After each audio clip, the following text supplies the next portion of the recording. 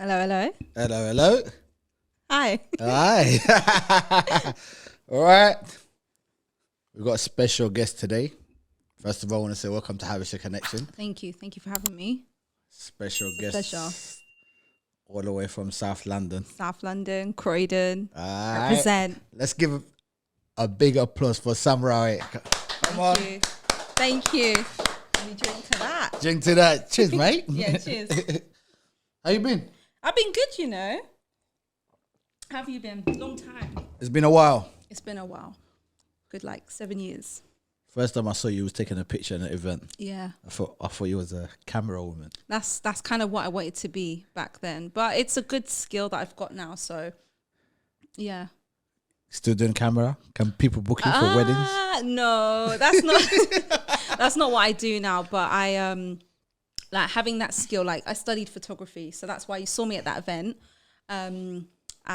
Yeah, like I've taken those skills and I'm putting it towards other things now. So, Brilliant. yeah. I want to talk about a bit of your journey. Okay. I've been following you. I think most people have. You've probably seen it on Instagram, Facebook. Instagram, Facebook.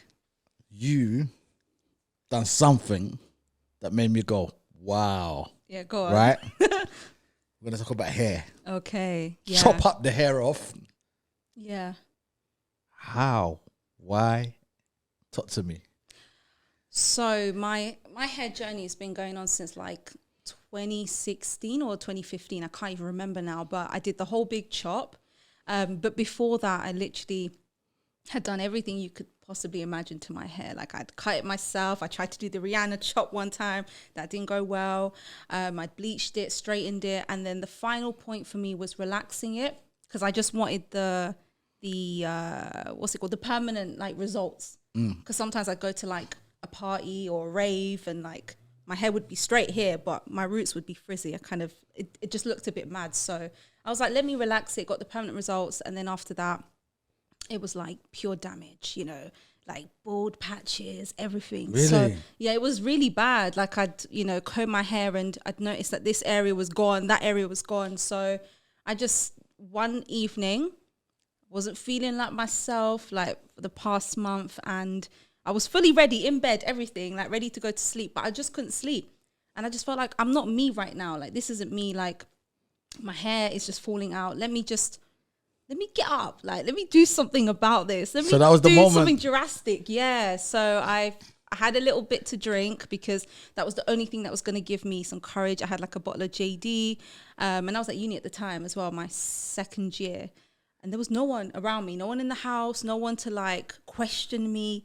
Went to the bathroom with a pair of scissors and then Just like that. I grabbed the front piece as well and I was like, if I do this bit here, there's no going back.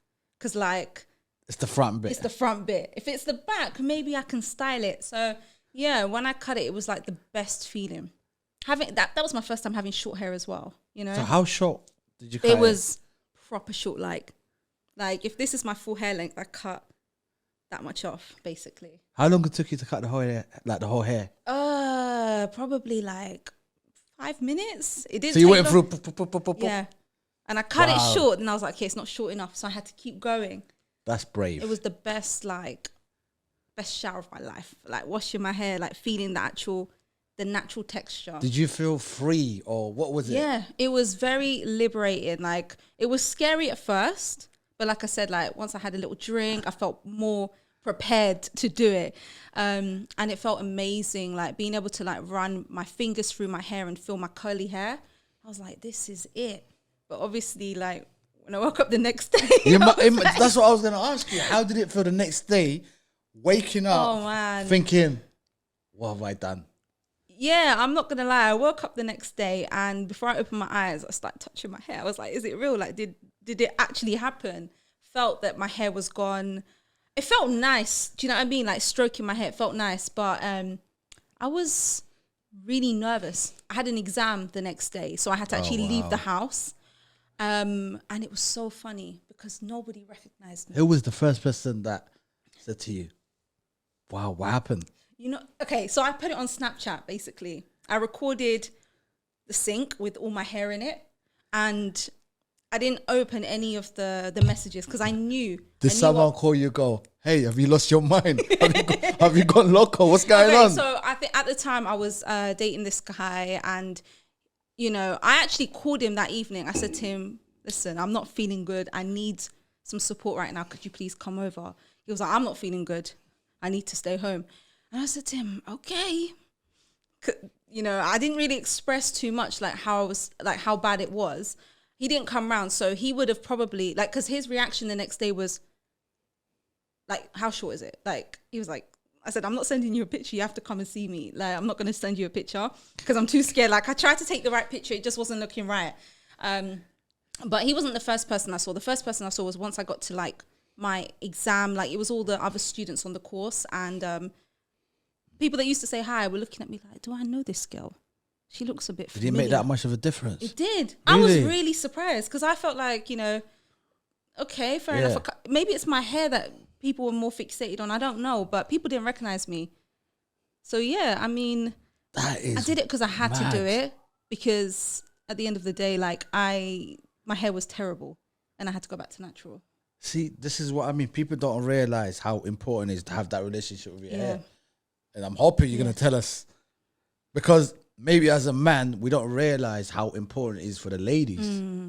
And maybe in the Habesha community, I know a lot of people talk about hairs, but we don't really know the ins, outs, what goes on. Hair is like, it's really important in society in general, like the standard of beauty. Hair, like for women, hair is the first thing as well as everything else.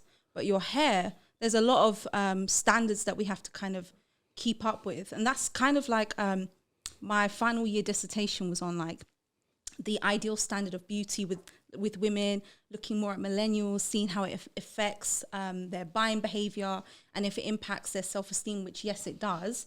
But with hair, it's a big deal. Like if there's a special event, more time, you're not going with your natural hair. Like you have to either go to the hairdressers, get your hair straightened or curled. Like, is that society putting pressure on the woman? Yeah, it is society, and then it sort of seeps its way into our culture. And when you see, I mean, for like when you see it within like the family, like your mum's doing it, your sister's doing it, your aunties looking at you like, "Oh, what have you done to your hair? Like, why are you not doing your hair?" Like, yeah. Is there more pressure in the Habesha community? Because I feel like everyone thinks every Habesha girl's got long, soft hair. Yeah.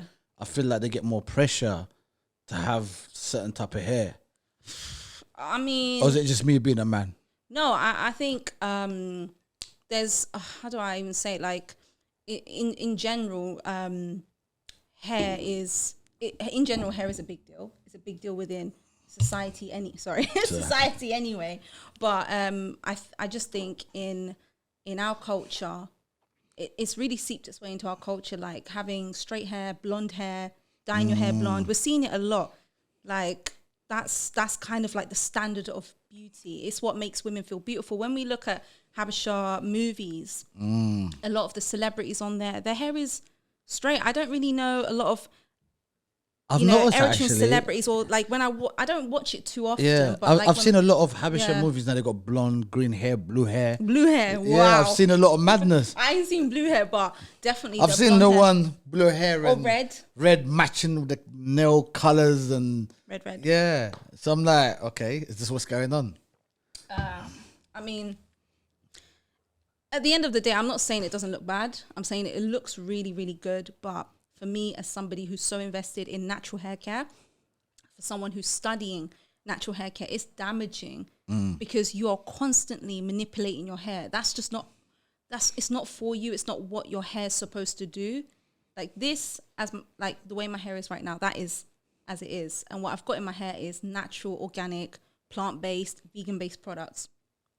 That's it. Yeah. So if you was to tell somebody, someone who wants to take care of their hair, what advice would you give them?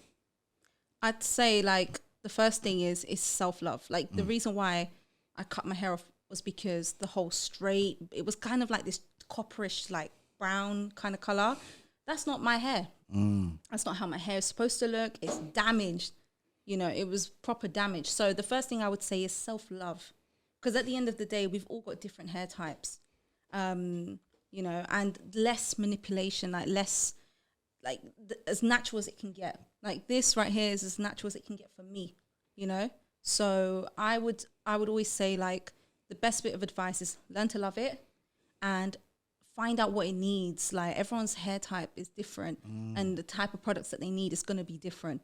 The sort of stuff that I use, maybe you're not going to like it, and that's okay. But definitely the routine, you need a routine.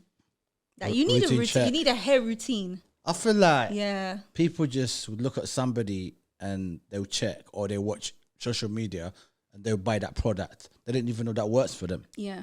That's what I feel. That's what I see anyway. But it's difficult because how do you know if it's going to work for you or not without trying it? You know, so I mean, it's really difficult. Like, when you walk into an African wholesale like shop where they sell like hair care products and beauty products, there's no sampling. You have to kind of gamble, and there's tons of products on the shelf. It looks confusing. Yeah, and you're like, what does this do? What's that gonna do? I've been to one of them. Yeah. It looks very confusing. And the people that work, the people who run these shops don't actually know. Like, if you ask them, like, oh, I need edge control, they're like, okay, this way. Like, No, but this is what I don't understand. Maybe don't you can know. explain to me, all right? In London, anyway, Yeah. you go to Afro beauty shop. You've got someone, let's say as a black person, you go in there, you've got someone who's not black advising you what to get. Yeah. How does that work? I've never got it. I mean, I don't know how it. I mean, the only way it works is because we as black people for years have had to look after our own hair, and you know, our mothers have done our hair, our sisters. So it's sort of like we've helped each other. So we learn from our mothers, basically. So a lot of the products I started off with was what my mum was using on me. After that, I was like, okay, I learned a bit more about hair, and I had to kind of figure it out by myself or talk to my friends. It's all about discovery. You have to discover it yourself. But the people that it's mostly Asians that own these shops, and now, like, you know, I've come across Habesha owned hair shops which I think is great. Yeah, but they're not, for me, they're not as accessible in South London. I think it's maybe more in like North London or outside of London. But it doesn't make sense, and I think we need to. Where are they based? I haven't been. I've just seen them on like social media, like a few, like the brand that I work with, Agor, like their products are located in a few hair care shops that sell other hair care products. Before we go to that, Yeah. I was watching YouTube, right? I was watching some Habesha program. I'm sitting there. Who pops out? It's me. Madam. All I saw was, I'm like, huh? What's going on here? I saw you doing Agor advert. Yeah. How did that collaboration come along? It's so funny because basically I've always been like since 2016, like there's always been a hair care journey for me. I've reached out to other brands, like maybe like Cantu, Creme of Nature, just trying to reach out to them and see if we can collab. And during a period of where I left my full-time job to go explore another job, which didn't go well for me, I left that job, and for about 2-3 months, I was sort of sat at home with my new MacBook, which I bought specifically for the job I left for, and I didn't have to use it. There was no being in an office or anything like that. So I was exploring how to use a MacBook, how to film. That's when I started my YouTube channel. And one day, there's an Eritrean girl called Helen Haile, like a YouTuber. Yeah. So I was watching her videos, and I saw that she was promoting this brand. I was like, Agor. And all I see is I hear her saying, "Thank you, Ruti." And I'm thinking, okay, so is this owned by an Eritrean woman? So I reached out to the brand, and the funny thing is the email actually bounced back. It didn't go through. I don't think I had their right email. But when I checked my inbox, I had an email from them. Oh, wow. Like, they discovered me, basically. And coincidence. Yeah, what a big coincidence. Like, around the same time I was trying to reach out to them. So they're an organic, vegan, plant-based, Habesha-owned brand, owned by a woman called Ruta. Say that one more time. Habesha owned, black owned, you know. There you go. Vegan friendly, plant-based, organic. A lot of the ingredients they use, such as GABA. This is something that we eat in our own country, you know, and it's antiseptic. It's amazing for the hair, the scalp. So they reached out to me, basically, and they were like, yeah, we'd love to work with you. And this was like the first sort of big brand. They're still like upcoming. They're doing really, really well. But this is the first brand that reached out to me. So yeah, I've been working with them for over a year, like almost 2 years now. And how's that going? Amazing. They really take care of me. They're kind. They're very open. They're very supportive of me. And I think because I work well with them, they understand that that's what I do. You know, that is what I'm actually passionate about. It's not about being an influencer and having all these different brands. It can't be though, because you actually did it. You chopped your hair and you went back to the original hair. The original me. So it makes sense for you guys to collaborate and, you know, you both benefit. Exactly. Because, you know, I as a brand ambassador, I get gifted products, but I use their products. Like, I'm not just making it up. Like, I actually use it every day. Can they regrow my hair? Yes. Yes, Sam. I mean, it's at the end of the day, like, it's all natural and there's no harm in trying something that's natural. And I think we should promote that more often, because we're promoting a lot of chemicals are damaging our hair. Yeah. And I think it's very educational to know when something's natural, which anything natural can benefit you. Exactly. And by hearing it's something natural, and this is what can help everybody understand how it works. Like you look after yourself. You know, I try. I see your hat. Yeah, I try. Sam Fitness Food. I see the sort of stuff that you push out on the gram, like healthy eating, and cooking. Yeah. You know, not buying out, but cooking your own food. And this is like, you're ingesting this. This is, you know, healthy stuff, and you're putting it into your body. But what about the things that we put on top of our body? Absolutely, You know, it's true. What about the sort of like hair care products that we're using? What about the like makeup or the skin cream? Because they're not just a hair care brand, but they're also a skincare brand. Oh, They do foot masks that help to like shed dead skin. It's quite good. You know, you just got to try put a that. sock on and you just watch the dead skin fly off. Pete, Yeah, try it's quite graphic, but it's good. Yeah. It's good, you know what I mean? Body scrubs, Dead Sea mud mask. It's So they're not just hair product No. company. everything. Like, well, for skin and for hair and skincare. And they Habesha own company, And which they're is Habesha amazing. owned. No, I think we should support Yeah. them, and it's great. Definitely And inspiring. where do you see you guys going forward with it? Well, it's not my brand, so I Yeah. can't say like where they're gonna go and what the next step is. Like for with them. you, where do you see going forward? I mean, I definitely see the brand growing to a point where you'll start to find their products in places like Superdrugs, Boots. I hope Places so. where, Yeah. you know, and you'll start to find them in all Afro hair care shops. And I mean, they already have a website, so, you know, they're accessible already, but I think that they're going to become more and more accessible and worldwide. And I think definitely believe it. Which is, if you're going to support your community, this is how you support them. Exactly. This is where it starts. We have someone that produces our own brand, and this is where we should go out our way and support them. You know, I think everybody should go out and support your own kind. Yeah. And this is where it goes. 100%. You know, I mean, the hair's grown now. The hair's grown. I've cut a few. Oh, I've Yeah. trimmed it. I wouldn't say cut. Like, I've trimmed it a couple times. But the health of my hair is so much better. The knowledge that I have is increased because I'm studying organic hair care formulation. And for me, like, my biggest passion, my ultimate dream is to have my own hair care brand.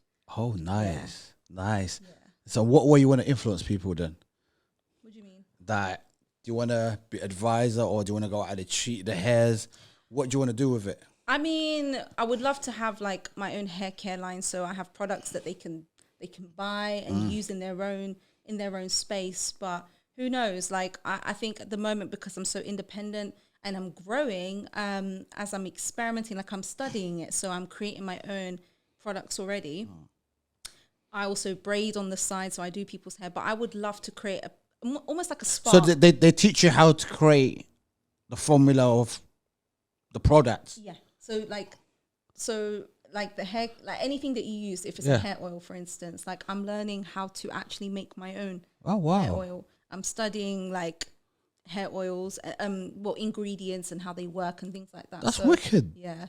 So hopefully one day I'll have my own hair care line. And you come back here, bringing it here, and exactly. everybody, the Sandman can use it. Yeah. Everybody can use it. No, that's brilliant. Yeah. No, I love that. I mean, that's a positive thing that you're doing, and you know what? Thank you. We need people to learn. Sometimes, you know what? There's a lot of people in social media pushing certain products because they get paid for it. It doesn't mean it necessarily helps you.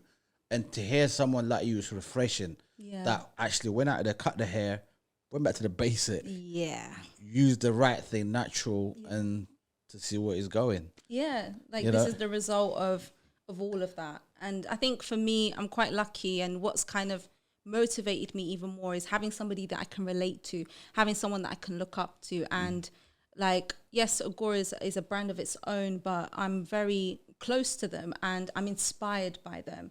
And I support them regardless. Like I've been supporting them non-stop since the minute that I've met them. And I think this is how people need to be, you know? This is the way I support this brand is if you can find someone that inspires you, amazing. If you don't have someone that you can relate to, but you love what they're doing and they're within the community, why not support them? Why not share? Why Absolutely. not repost? Like, Yes. it doesn't cost you much to do that. It doesn't cost you anything. No, it doesn't. It's a bit of time, Yeah. yes, just a little bit of time. And but this is why we need to support one another. Yeah. And I mean, did you feel it helps when it's someone from your own community? 100%, because like even with and you see the products here that I sell, this is Sahel Jewelry, a brand that's catered for Africans, you know, and because I'm Eritrean, a lot of the pieces that I sell are mostly for Eritreans, but they're for all Africans, you know, and Ethiopians as well. And when your own people support you, honestly, it does wonders. It does. I think people shy away because maybe they see that I'm doing my thing already. And they think, she's fine. She don't need like me to share anything. But yes, I do. No, you do. You know, need. we all do. Everyone needs their own people to support them. It's very important to support one another, and that's how we can push each other.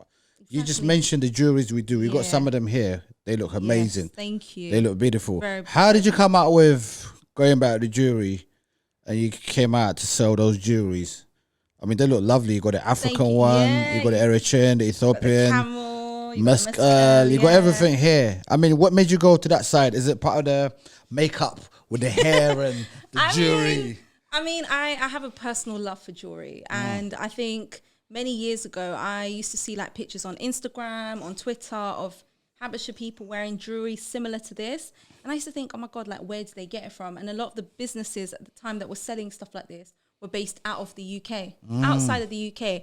And I just wanted to bring something to the UK, something similar. And it's all contemporary. It's high quality. It's absolutely stunning. It's something that I would wear myself. And that's why it's so much easier for me to sell something that I'm truly passionate about. I love what nice. I used to even as a kid, I used to like go into my mom's room and I used to steal wear your like, mom's yeah, jewelry. I used to just sit in there in One the of mirror and them. try on her necklaces and the rings. Oh, bless her, because there is one ring that I took and she was like, okay, fine, make sure you look after it. I lost it. Oh, yeah, it's a beautiful ring. I have no idea where it went. How? To this day, I don't know, you know. I've actually tried to retrace my steps and I'm like, where did it go? how old was you? I think I was probably 17. Oh, It's been a while. I'm 26 now. Still to this day, sometimes when it comes up and I'm like this. I mean, please let it go. where did you have it? Oh, she would never let it go. I wore it to... Habesha woman letting go, no chance. Nah, man. It's I not wore gonna it to happen. Independence Yeah. in, I think it was 20... I can't remember what year it was. You probably took it was out, years put it somewhere. I and you wore forgot. it. It was a beautiful ring. So how did it come I used out? to wear it to school. Don't know. Maybe like sometimes I take it off when I'd wash my hands. You forgot. Maybe I forgot it. You know what it means. You gotta buy her one. Listen, one day. One day, mama. Mama, one I'm day. gonna buy you some jewelry. Don't worry. I mean, gold. if people, we're gonna put your detail Yes, at the please. bottom, Yeah. right? But is there a website or anywhere or Yeah. Facebook, Instagram? Where can they order all the stuff? So we're on Facebook. If you just type in Sahel Jewelry, you'll find us. On Instagram as well at Sahel Jewelry. And we've got a website, which is www.saheljewelry.com. Don't worry, we're gonna put it somewhere down We and they ship can contact you. worldwide, so Yeah. it's not just UK customers. I know that. I mean, the turnaround time for UK customers is pretty quick. Maybe like because of COVID, it kind of went on for a bit longer, the delivery time. But you'll get it in about 3-4 days. And international customers, we got you as well. No, that's amazing. Yeah. I mean, go support the sisters. You're doing really good. Thank you. I love it. It looks good as well. Thank you so much, Sam. I'm gonna get one myself. Yeah. Brilliant. Now going back, Yeah. where do you see Samrawit going forward in life, the next 3, 4, 5 years, not putting pressure on you? 3, 4. I mean, I've you seen know, you I'm not come gonna long lie to you, way. That question. Where's your dreams, or where's your plan? So, I mean, I can't lie. I think just like anybody else, I think about these things all the time. We all do. Especially, you know, there's a lot of pressure. I'm the eldest. Oh, you're the oldest. You know, I've got younger brothers and sisters. They're not that young. They're not too far off, like between like 5, 4, 3 years of like younger than me. But I think for me, definitely having my own hair care brand is the ultimate goal. I think I've spent some years like my hair journey, on my hair journey and looking after myself. For me, I'd love to have my own hair care products. I mean, I'd love to see it in people's homes. Like, that is my... If you chopped your hair, you did what you did, I think you can do it. Yeah, I believe in you. Thank you. I think it's possible. Yeah? I would say, don't think about it. Go for it. Yeah, man. I'm trying. I do what I can. No, you're doing really good. No, it's very impressive. Thank you. How do you feel with what you've done? You're putting in social media, and what have you received from our community? Well, from the community, there is love and there's support, but then there's also not enough support. You know, I think I get it. People are busy. We've all got our own lives, but I think sometimes we just feel like that they'll be fine. Like, I don't need to do anything.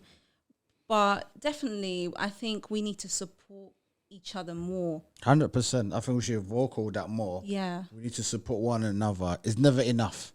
Yeah. There's no such a thing as enough. Exactly. You know? Was there any...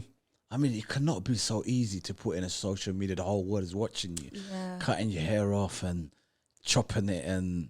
You know what I mean? It's hard. It's not easy. You got to have confidence, and I'm not too sure. I know a lot of people would do that. Really believe in yourself, and you got to be genuine as well. I think everything that I do is as genuine as it can get. Like, I don't promote products that I don't know well and I'm not a fan of. I don't promote anything that isn't good for you. I only promote something that I truly believe in. And sharing myself with the internet, with the Habesha community, I share what I want. That's me being real. Like, I'm not going to put myself out there like 100%. I have my own, you know, I need my own. To be honest, I've never seen you, correct me if I'm wrong, you sharing your personal life. I feel like the only thing I see... Like, how, I don't know. I don't see anything that's personal. I feel like more hair products, more jewelry, or... You know what I mean? More positive things. But not things like personal. It could be boyfriends or anything. Which I think is, you know, you're doing you. I mean, look at our community. Talk to me. What do you mean by that? I mean, like, there's a lot of pressure, you know, I guess, for perfection. And stuff like that, like relationships or depression. You know, I mean, I talk to my friends about it, but the internet, like, sometimes it feels like it's a lot. Like, you don't know who's watching you. And I have this big, like, belief in that there's this evil eye, you know, bad energies that can come through the internet. You know, I do post a lot of, like, successful things, like the things that are good. And a few times I've put some, like, I might do a little rant on my stories about something that's pissed me off or something that I don't agree with, be it like not too political, like I don't go into the politics as much, but if I don't know, like I just sometimes I'll have a little rant about something that's really annoyed me. But what was the last one that annoyed you? Just putting you on the spot right now. The last thing that annoyed me. Oh gosh. I guess maybe people not being very genuine, people just asking for things and not being respectful with your time or respectful, like, yeah, with your time, or giving your things back to you on time and in the way you gave it to them. That's probably the last thing that's really pissed me off. Did I put on the internet? No. Because sometimes I'm just like, I'm not going to put everything out there. Do you know what I mean? So the last thing that really pissed me off. So like, bear in mind, like I graduated like in 2017, right? So tell me, why am I receiving a letter through the post saying that I owe council tax at the uni that I went to in the last property I lived in? And they were like, this is the final notice, blah, blah, blah. And they sent all 3 letters. So I had like 2 other tenants that lived with me, and they're sending all 3 letters to my house. Their names are on it too. Why are you? So I don't know. Are you sure you wasn't doing something funny? Listen, yeah. I was like, it wasn't even me that, I was in my room. I just woke up and my sister's like running upstairs. She goes, something came for you. And yeah, here you go. It's important. Yeah, it looks important. Yeah. I'm like, okay, so I'm reading it and I'm like, why in the hell? Like, no one explained this to me. Council what? And anyway, so I ended up obviously paying my bit. But when you live in a shared household, I think it's a shared tenancy. That's you sure you wasn't running trap house? Listen, it wasn't like that, Sam. Like, it was a shared tenancy, and it doesn't matter who pays it. Somebody's got to pay it, basically. Yeah. So I said, this ain't fair. I paid my half, or my third, yeah? And that was back in November. Please tell me why it's April, and I'm receiving a letter to say that one of the tenants hasn't paid. So it has come to you? It's come to me. Because with the council and how they work is, we don't care where the money comes from. If we find you, you're picking up the phone, we're going to put pressure on you to pay it. So I paid it, but I was so annoyed. I don't talk to the other tenants. We fell out. It was a huge, messy thing. Oh, yeah. We were like course mates, best of friends. It didn't end well. It did not end well, my friend. It did not end well. We fell out. So you got the council telling me, why don't you call them?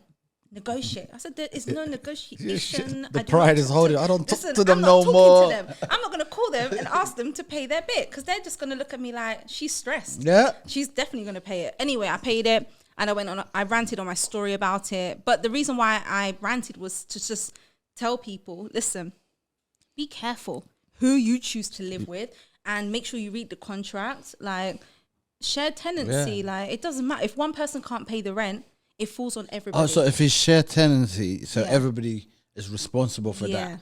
Even if I don't pay, you're responsible for that. If you're going through some financial struggle and you can't afford to pay your part of the rent, it falls on everybody else. Oh, wow. Yeah. They've got to make up the money. Well, it's true.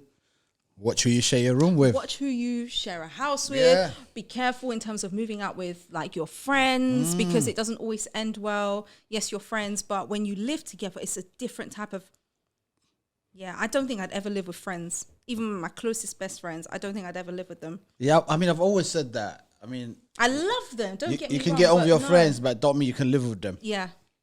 It's true. It's hard. It's hard. Yeah. That's all I'm saying. I'm not saying it's impossible, but I'm saying it's challenging.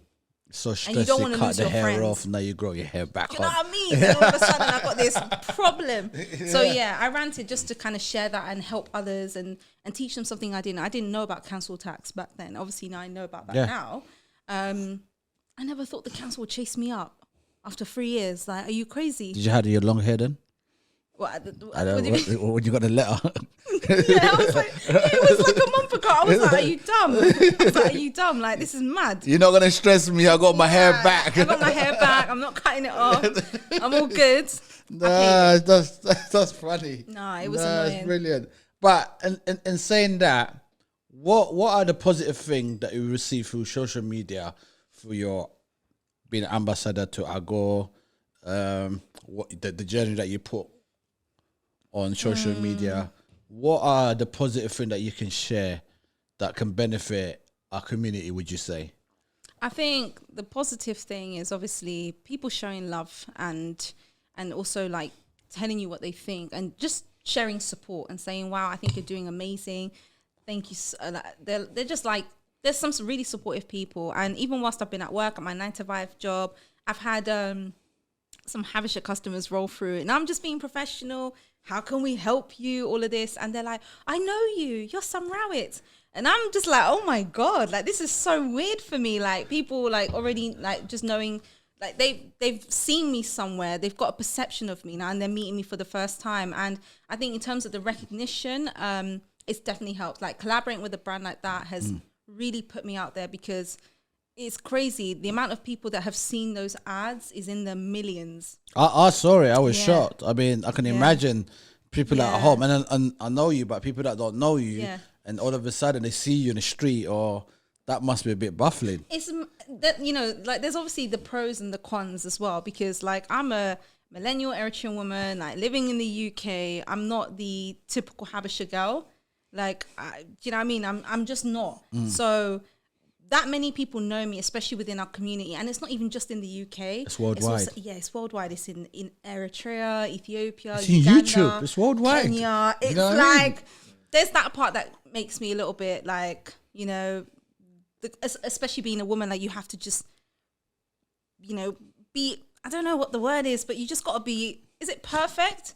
Does it make you feel like you have to carry yourself in certain ways? Yeah, it does. I think I never really used to. That's even a lie. Like, Can you go, for example, go to Habesha party now and be free, or do you feel a bit conscious? I do feel conscious. Yeah, because I can imagine everybody like, oh, that girl. Yeah. Do you feel like you have to carry the hair? I do. Agor. Yeah. Do you know what I mean? Like, I feel like I have to like just be, you know, very mindful of the people that I'm around. Yeah, like I like to have fun. I like to have a drink, even a smoke, and I can't do that sort of thing around my people. Of course. Because it's just frowned upon for women, you know? Yeah. So, yeah, like there is this sort of personality that I have to like adhere to. It's a bit, not easy. Yeah, it's not easy having your face out there. Yeah, of and course. You want to be able to represent yourself and like my brand, that brand, and you want to look like you've got yourself together. Is it hard to find that balance? Yeah, I guess it is hard to find that balance because I live with my family. And living with my family means that, you know, my parents are proper old school. So how do they take it? Oh, You're cutting your hair, growing your hair. You know what? My dad actually. So I cut my hair off, and then he came to help me move out from uni and move back to London. And when he saw me, he was like, "Ah, good. That's what he said. He was like, "Oh, very good." He was like, "Yeah." You know what he's thinking inside? Get a touch. That's it. Yeah, probably, because he's proper like he wants you to like. My dad would take me to the hairdressers. Like when we went to Eritrea and we were out there, he was taking us out to go get our hair done. And you know, if we put our hair up, he's like, "No, down. It's nice. Put it down. You look good." Like he wants you to look good and presentable, right? So, but my dad never really said anything. It was my sister, my little sister. But I called her and she was like, "Oh my God." She was What have you done? She said, you're gonna regret this. Like this is. But can you regret it though? Because hair grows back. Hair grows back. It's not permanent. It's really not permanent. But I think for, like you said, for a lot of women, it's a serious thing. It is. Hair. And when you cut it off, it's gonna be like that for a while. Yeah, it's true. It's a whole journey. Like your hair might grow up to this length and you don't know what to do with it. You can't tie it up. You just have to leave it as it is. Do you know what I mean? So, yeah. What was your mum's reaction? My mum's, do I remember her reaction? They're always loving. Dahan. Yeah, she wasn't too fast. Like my parents were okay. I think it was just my sister who had like the biggest reaction, like, "Oh my God, you're gonna regret this." Everyone else was like, "Oh my God," like, you know, I said I didn't open the Snapchat messages, but I did, and I saw that a lot of people were supportive. They're like, "That's so great!" Like, "Oh my God, wow." Liberation. I'm like, "Thank you." Oh wow! But then, how did your family react to seeing you on YouTube doing advert for Agora, all this sort of things, getting all the attention? How do they take it? My dad, he watches like a lot of Eritrean movies. My mom doesn't really. My dad's like, "Wow, Samrawit AKA, oh, amazing." Yeah, go on, you know, yeah. and sometimes my cousins like from abroad will call. They'll call my mom. They regularly like talk and stuff, and they'll say to her like, "Oh no, I saw Samrawit AKA, like." Tell her she's doing great. It's good what she's doing. They're really supportive about it. They love it. They, you know what I mean? They're really happy about it. But that's good though, because it's very important to have that support from home, from the parents, especially from our community. Yeah. Because it can make you think or change your mind in certain ways. So I'm really glad to hear they were very supportive. Yeah. A certain parent could have said certain words that can make you feel a bit low Yeah. And give it up. Let's give it up to the parents. Guys, come on, Mama, Baba. Thank you, Mama, Baba. Yeah, that's brilliant. That's amazing. So, what's the future looking for you? Besides you looking to get your own products, you selling your own jewelry. What else? What do you mean future? Are you talking about like just in life? If you're not married, marriage life, or anywhere. If there's anything we want to know about Samrawit, what would it be? What is the out there so far we haven't seen about Samrawit that they can surprise us? I mean, you know what? I don't really put like, I've never really been in like a very serious relationship. And serious for me is like your family know about it. You're not hiding behind closed doors or anything like that. You know, you've presented them to your family and it's serious now. So I've never had anything like that. Yeah, so that's the sort of stuff I think people don't really know about me. And I think for me, like I've always grown up watching like my eldest cousins like getting married and things like that. And now I'm not seeing that much. Because you're next. No, what I'm saying is like a lot that of time's like, up. No, listen. You watch everybody's done now. Your time. It's not even that, Sam. It's like a lot of like my elder cousins, like some of them are married, some of them have got kids, and some of them haven't. And I haven't seen them bring anyone into like present anyone that they're dating. And this is mostly like guys as well, not just women. Mostly guys. So I'm like, I feel like for me, because I've grown up in the UK, I've grown up quite open-minded. Like I don't spend a lot of time around Habesha men.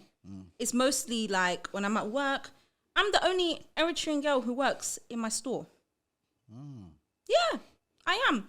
And sometimes I get a few Habesha customers and sometimes they're guys, but it's very rare. And I'm not the type of, I don't really go out to a lot of like parties either. I like to party, but not as much as I think most people do. So I don't really come into contact with a lot of Habesha guys. Now your DM's going to go. Hello. I mean, and I want to say like, I've had the odd few messages from the uncles, you know. Oh, how are you? How are you? So pretty. Let's go for Sua. Yeah. It's been like that, and I'm not gonna lie, like you have to come on, at least be, around my age. I don't mind older men, like I'm 26. I've dated a 30-year-old man. Like, so what is your ideal man then? Let's put it out there. My ideal man, no fraud, nothing like that. Like you have to have like a clean, what's the word? Like no criminal record. What about if he made a mistake now? He's learned from mistake. He's become a better man. Are you gonna say no way? Jose? Depends. Like, does your criminal record impact us traveling? Can we go to certain countries? That's a serious one. Like some people can't travel. They can't go to certain countries because of something they did. Did you physically harm somebody? Could be defending themselves. Okay, that's a different story. Yeah. I'm like, but did you bring harm upon someone? Were you stealing from somebody? I don't know. I think when you don't know someone, you can be quite judgmental. Like right now, I don't know anyone like that. No one's approached me like that. I don't know the inside story. I don't know their side. So I'm like, hell no. And I'm quite an accepting, understanding person. Like maybe once I get to know them, I might be like, okay, don't really like the situation, but we can work around it. Yeah, we can work around it. But from where I am right now, having no one around me with that kind of stuff, like I'm just like, no, I don't like criminal activity. Someone who's well educated. You don't have to be like someone who's got a degree, because that's a whole other conversation. We can talk about that. Yeah. Degree is. It's not what it means. Yeah. It's not. So you don't have to have a degree, but if you have a degree, then that gives me something to work with. Like I'm like, cool, what did you graduate in? What is it that you're passionate about? Are you passionate about it? Or somebody that's just worked their way up, or someone with a business idea that they're working on and they've developed. I think I can't be with somebody who doesn't know what they want to do. They've got no passion. They're not inspired. They don't have to do the same thing that I'm doing. They don't have to be business minded, but they need to at least love what they do. If you're that guy, please DM Samrawit. Right now. Invite us to the wedding. And I think Eritrean as well. Like, I'm not gonna lie to you. So does it have to be Eritrean? Or is this another They have to conversation? be because that's what my family want for me, right? No, but what the Samrawit want? We're not here to ask what the family want. That sounds like a troublemaker, but what do you want? My mum's gonna watch this and be like, Tai's wedding. I mean, I've dated people outside of the community, from the Caribbean, from Africa, and I think the last guy I dated kind of didn't take me seriously because of this situation with my family. They were like, you know, I'm scared of your family. Your family sounds scary. Jeez. Like, Baba come with a battery? yeah, my dad is kind of scary. Like, I'd be scared too. If I'm honest with you, I'd be scared too. They're not really accepting. I have to be honest. Like, that is just what it is. My family are not accepting. And yeah, in my last relationship, they did not want to meet my ex. He had issues of his own. That's a whole other conversation. Like, that didn't go well. I ended it on my own terms. But in terms of just meeting him, they're like, nah, we're not meeting him. Or they made it really difficult for me. They were like, okay, well, we need to meet his side of the family. And my mom's like, I have no part in this. It's going to be your dad and all your uncles. I'm like, no, we need to have another conversation. It's definitely part what 2 of is this. Like, this is not inviting at all. You know, I think, like I said, my family are very old school. So after going through that, it was very tough what I went through. So definitely has to be Eritrean. I mean, if I can find a good Eritrean man who, you know, if we can get on and good vibes, not just vibes, but you know what I mean, like everything else, like we just match and we're perfect for each other, then that would be my ideal situation. But I don't know. Like I said, I'm not saying I'm not. I am attracted to Eritrean Samrawit. Yeah. I am. Like, my first boyfriend was an Eritrean guy. Okay. Honestly, I thought we were going to get married because he was Eritrean. Oh. I just thought, oh my God. What happened? He was not the person for me. That's what I'm going to say. That's all I'm going to say. It was just not the right situation. Like, it was not good. Yeah, I think I was more naive. I was young, naive. He wasn't. He was a little bit older than me, more well experienced, and he wasn't serious. But I was serious, you see? So I just assumed, oh my God, my parents are gonna love him because he's Eritrean. That was my naivety. I didn't have much experience with relationships, so I didn't know what I was looking for in someone as well. So yeah. Oh, that's interesting. I think, like we said, the DMs will go up. Yeah. Please inform us. Be serious, please. Yes. We want some serious guys. Serious candidates. But is there anything that, before we finish this conversation, anything that you can inform us going forward, you'd like people to know about Samrawit, or any future projects coming up you have? Future projects. I mean, at the moment, what I'm working with is Sahel Jewelry. It's just me. I run the business, and I'm hoping that the business will scale to a point where we'll have a lot more diverse pieces, like not just for Habesha people, but also for all Africans. That's one thing I'm working with at the moment.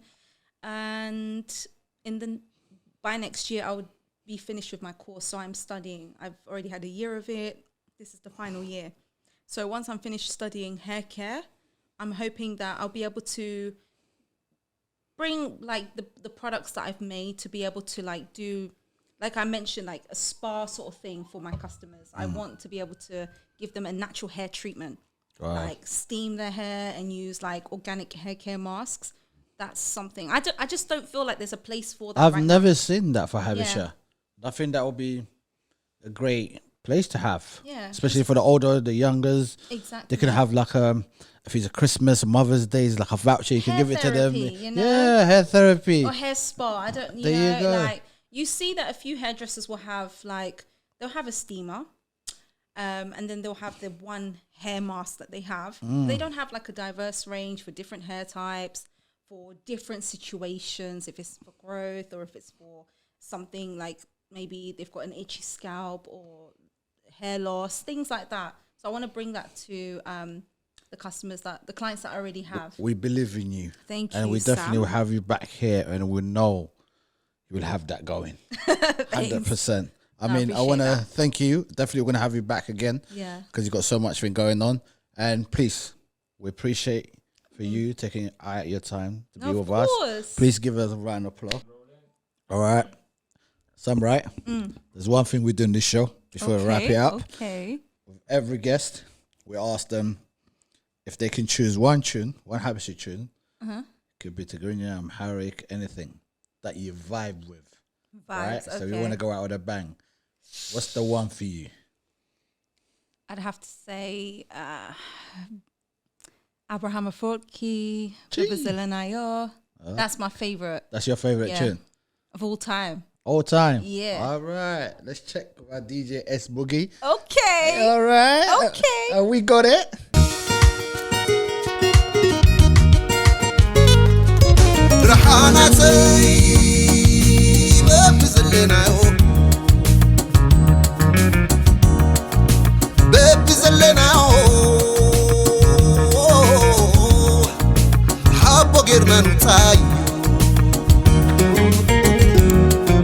Freinatay